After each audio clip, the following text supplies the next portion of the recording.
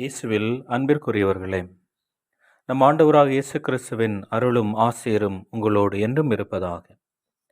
நாம் வாழுகின்ற அன்றாட உலகிலே பல்வேறு சமயங்களில் செய்கின்ற ஒரு தவற்றினை நாம் ஏற்றுக்கொள்ளாமல் பல நேரங்களில் பிறரை குற்றவாளியாக குற்றம் சாட்டி நாம் விலகி செல்வது வாடிக்கையாக வந்து கொண்டிருக்கின்றது.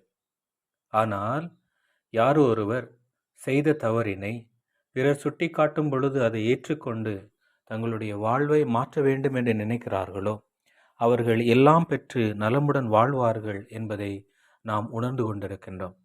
இந்த பின்னணியில் இன்றைய முதல் வாசகத்தில் ஆகாபு அரசன் தன்னுடைய தவறான வாழ்க்கையால் பாகால் இறைவாக்கினர்களோடு இணைந்து உண்மை கடவுளை ஏற்றுக்கொள்ளாமல் தவறான வழிகளில் மக்களை வழிநடத்திய போது எலியா இறைவாக்கினர் அவருடைய தவறை சுட்டிக்காட்டி உண்மை கடவுள் யார் என்பதை நிரூபிப்பதற்கு அவர் எடுத்துக்கொள்கின்ற முயற்சியும் அதன் வழியாக இறைவன் தன்னை வெளிப்படுத்துகின்ற காட்சியும் ஒரு மிகப்பெரிய மாற்றத்தை சமூகத்தில் கொண்டு வந்து உண்மை கடவுள் யாவே இறைவனே என்பதை எலியா தன்னுடைய வாழ்வின் வழியாக எடுத்துரைக்கின்றார்.